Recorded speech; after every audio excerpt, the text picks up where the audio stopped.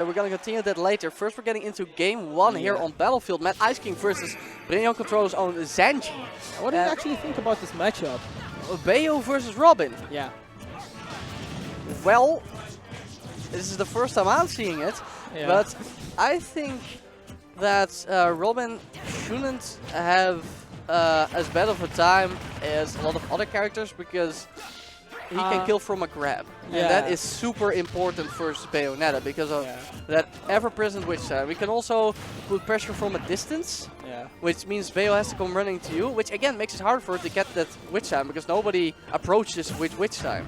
I think that makes Robin as an archetype suitable for this matchup, but his mobility is so bad.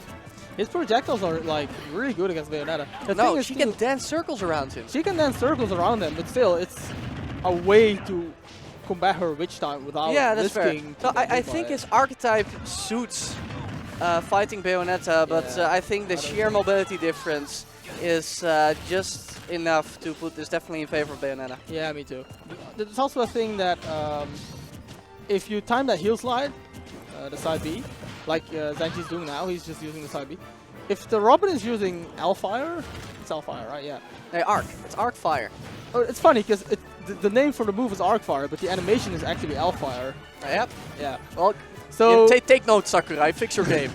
So what you can do is you can basically, when you predict him to use that, you can slide under it with that heel slide and just hit him for a combo. Robin has a lot of trouble with high mobility characters because of that. Yeah, so she can use that to her advantage, but as we saw, of course she's super light, so the 11 up air. Yeah. I do think though that her arrows, because it's frame 1, because of Bat Within, the combo window for the, what's it called? The checkmate. The checkmate. Usually the key thing about the checkmate, that is if you can air dodge it. Great Nosferatu, double Nosferatu by Mad Ice King. Okay. You know, it was kind of missing from your guide. If you ever do an advanced, you know, episode 2 of the Robin guide, Mad Ice King, because, you know, if you guys don't know, he made a great guide on Robin. Check it out on YouTube. But if you ever make a part 2, get some Nosferatu gizmos in there, because you seem to know how to use it. Yeah, also a thing that is like seems really annoying for Robin in this matchup is the offstage game. I would imagine that Nair being really annoying to deal with Robin's recovery. Because she can just Nair you over and over and you basically lose your RB at some Honestly, this is one of the matchups where I go for a high recovery mix-up pretty soon if I see Bayonetta even thinking about going off stage. Yeah. But the thing about the checkmate, which I wanted to talk about before Mad Ice King started hitting Nosferatus all out of nowhere, is that it gets its name, because if it doesn't combo, the only thing you can do to escape is air dodge, because it comes out sooner than jump out of hit stun. Yeah. And you reach the ground with air dodge landing leg, which allows you to get another grab and rinse and repeat. Bayonetta with Bat Within, I don't know if she shares that same landing leg as a normal air dodge. So she just might be the perfect character to escape the checkmate. Yeah, or that's all theory crafting though. We might have to ask Mad Ice King, because, you know, this dude's bringing the knowledge. Yeah, exactly. I think that's definitely a different interaction with that air dodge, because the Bat Within actually acts differently when it's hit. Yo, did you just see that the Arc Thunder killed at 90 post hit? And also an important thing about, I saw that. Another important thing about Robin is a lot of people shield that Arc Thunder. And the thing with that is that if the hitboxes come out in a, like, you cannot drop shield once you're hit by that move. Yep, you can't. And if you do, you're gonna get grabbed all the same. So it really doesn't matter. You might as well save the few percent, you know. Which, like, that's one of the main setups for Robin to get that grab. So he will just throw Arc Thunder, try to grab you, and then kill you off. Okay, ZantG landing his first witch time, but at low percent, so he doesn't really get anything too earth-shaking out of it. No. He did finally take Mad Ice King's first stock earlier with the good old down tilt to up air at extremely high percent. Ooh, Mad Ice King getting punished on attack on platform. Very good coverage by ZantG. Oh, snipes. Will he get some? Ooh, won't get anything out of that ledge guarding. To be fair, I think Bayonetta is really good at edge guarding, but when it comes to covering the ledge options, I don't think she has any extraordinary tools at all. Yeah. I think at this point what Mad Ice King should do is just shield a lot, play neutral. Yeah. Don't act like I like his use of even the smaller versions of Thunder, like Thunder and L Thunder, just to get Bayonetta out of there. When she thinks she can just, you know, do things. Because, he doesn't have his Arc Thunder, which is probably the crown jewel of all Robin's projectiles. But no, Mad Ice King is perfectly content just throwing out the L Thunders and the normal Thunders just to keep you away. Yeah.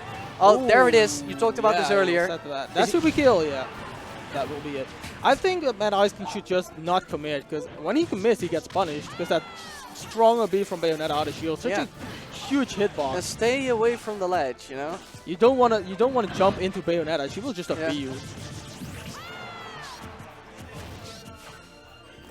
And I see Mad Ice King just pushing forward a lot, and he doesn't really push ZantG into the corner. He just has that movement range that he wants. And there it is, checkmate. I like that ZantG was kind of bringing it back though. Yeah. But we talked about the matchup almost the entirety of game one. What do you think these players should change to better combat each other? I think both of them actually let the opponent come out of a corner rather easily. As in, whenever you are in a corner, your movement options are limited. So basically the one that's in the corner has a disadvantage by being in the corner. Like, it's not even being on the ledge or in the air. If you are in the corner, you're in the disadvantage. Honestly, when it comes to ZantG versus Ice King, I definitely agree with you, especially there's so much mobility to make use of in such situations. But when it comes to Ice King in that situation versus ZantG at the ledge, I actually like that Mad Ice King is keeping his distance when he has a lead like that. I mean, because honestly, one more move, Robin is super easy to edge guard. Yeah, I agree. I think he should keep his distance. But and he at the does same have time, options. He has options from a safe distance. Arcfire is a great trap. Generally, doing nothing can also be safe. It's just about the prediction game. So what I want is both players to put a little more pressure on each other whenever the opponent is in a disadvantage, like on the edge of the stage, on the ledge of the stage, off stage, or in the air. I'm not seeing a lot of conversions out of that. When ZantG is at the ledge, I'd like to see an early Arcfire from Mad Ice King and then go for some air presence. Because every time the Arcfire is on the ledge, ZantG has been jumping. Something that I've noticed. I think Mad Ice King thought there that he would pop up out of that Arcfire and get punished. And that's going to be a combo, but won't kill. Oh no! He rolled! That is that. What? Okay, you know, I like the attempt, but Mad Ice King is on the other side, my dude. Yeah, I don't think that was anywhere near Mad Ice King. Okay, there it is. Now he's spacing them correctly to catch the jump. There was nobody there. That's going to be the side B. See, he's in the corner. The only thing you have to do is see that roll there. That was good. That was good. And again, the L Thunder and the Thunder usage, even before he gets Arc Thunder, has been working out super well with Mad Ice King, especially because ZantG has a history of not dealing too great with projectiles. It's one of his weaknesses, in my opinion. I already saw that Mad Ice King is rolling a lot into the stage from the ledge. So I would like to see more abuse of that by ZantG. Just watch at his habits and his patterns when he is landing. When he's coming back on the stage from the ledge. When he is coming back to center stage from the edge of the stage. Those kind of habits, because he's rolling a lot out of that. That will be a hit. Oh, there's only one up air instead of the up B. See? But it does put Mad Ice King where he wants him. See, he was in the ledge and there was like no real pressure or confirm out of that, and that's too bad. It was just pressure through presence, but Mad Ice King is good at keeping calm, and he just basically holds shield, did nothing. And I mean, that's Robin for you. That's Robin. Good grab. That was good. Notice that he was shielding a lot, so might as well just approach with a grab. In general, if people approach you, you can counter that a lot with shield. You can counter that by just grabbing them. A lot of people will not react to that. Oh, the back throw. Won't kill. Thoron tries to go for the kill. He wants it. He went for the air dodge read as he is probably outside of checkmate percentage. I would have thought that it could have hit him, but then again, it's Bayonetta with that one frame air dodge. So yeah, it definitely could have hit him, but ZantG went for the jump and not for the air dodge. And a late jump kind of at that, Went for the up throw to get the juggle. Okay, I like the ground coverage. That will be the kill. So ZantG taking the lead here in game 2. I feel like he is playing his neutral, his ground game a lot better than the first game. He just plays around Robin's options a lot better than he did in the first game. He's made quite a little bit of adaptation. Yeah, and he got some. You see, roll in again. A lot of roll in, and he's punishing more of those disadvantaged habits that Mad Ice King is having. Yeah. Ooh, that was a good read on the roll. Oh, and again, See? under the Arc Thunder. Under the Arc Thunder. So that side B is very good against Robin because it can go under the projectile. And again, he just lets him walk off of the ledge. Yeah. I like the patience, but he should, you know, choose to act just a little bit sooner. Well, just stay closer. Like, yeah.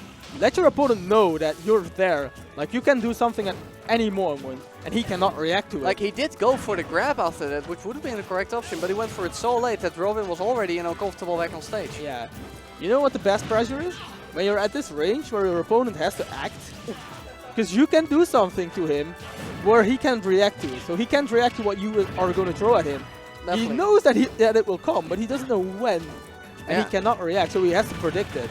And Bayonetta definitely has the burst range to make the kind of thing happen. Yeah, exactly. So that's kind of that's pressure. Oh, that should have been stuck.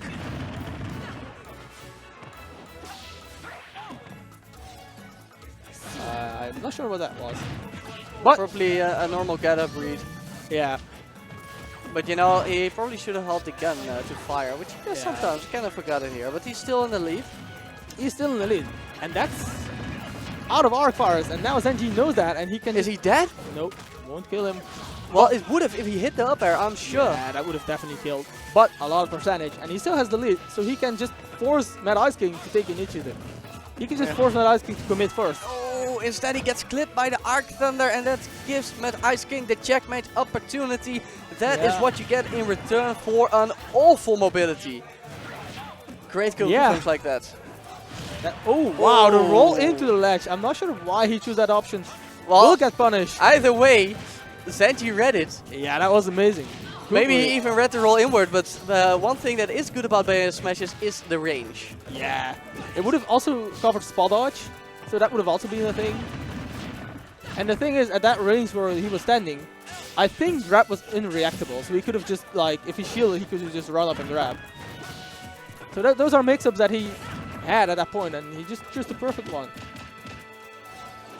Grab release at the edge, smart.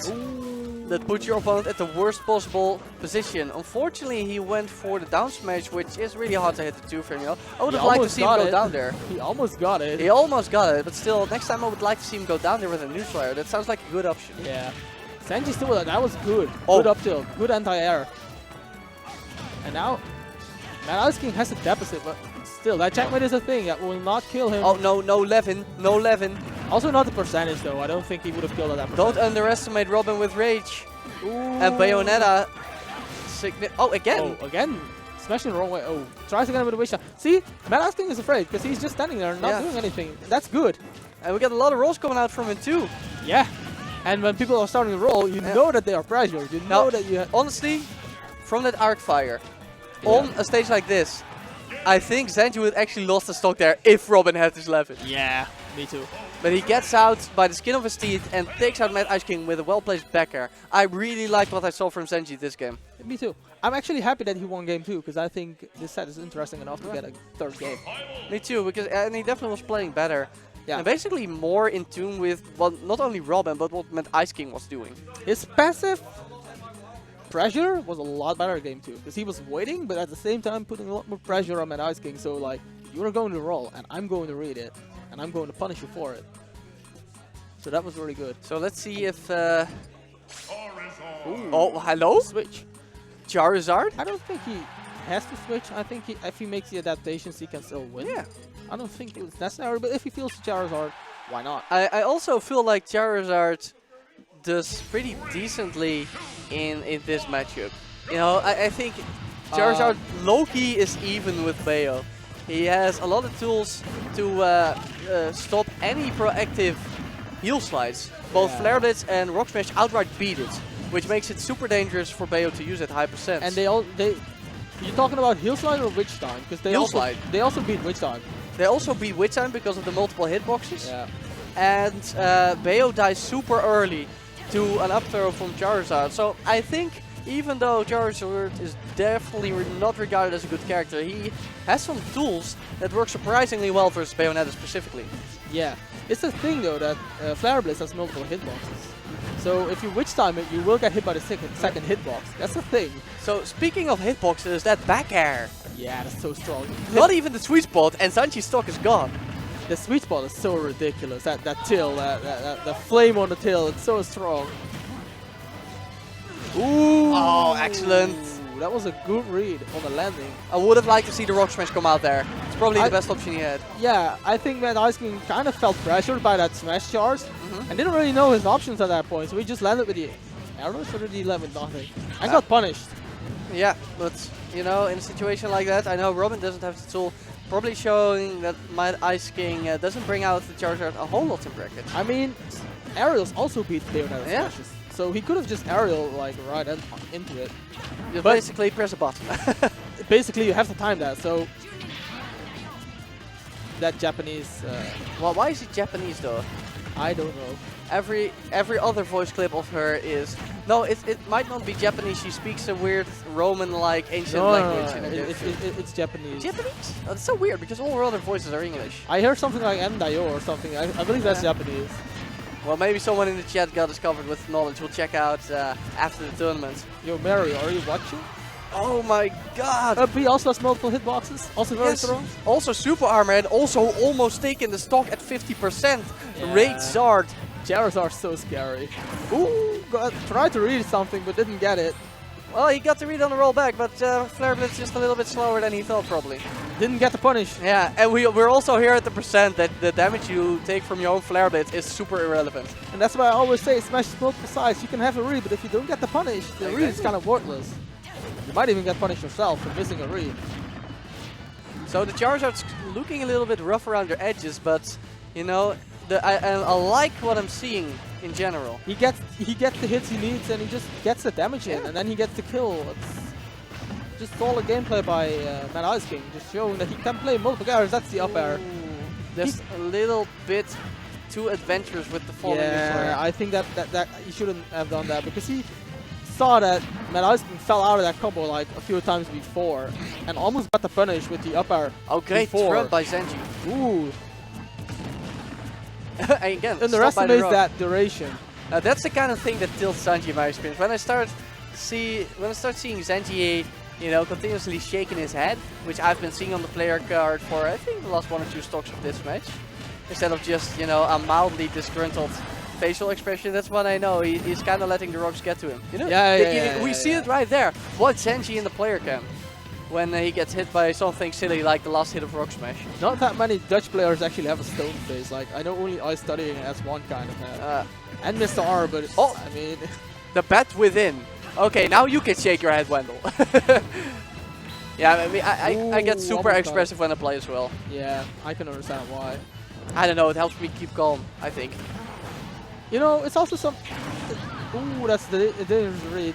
It's also some kind of showing that you have motivation, you know? Yeah. If you get emotional, it kind of means that you care about the game, because otherwise you wouldn't get emotional about it.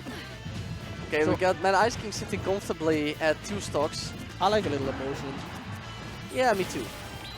Ooh, again for the Flare Blitz. You know, I remain calmer when I don't show emotion, but also play worse because I don't care as much. Holy moly! Good DI, good DI. The up throw, almost taking it sub 100%. What is this throw? Yeah. Sakurai! Thank you for buffing Zard. That's probably what Mad Ice King is thinking. ZantG visibly a little bit disappointed because he got super close to actually beating. I mean, it's a match. I think Mad Ice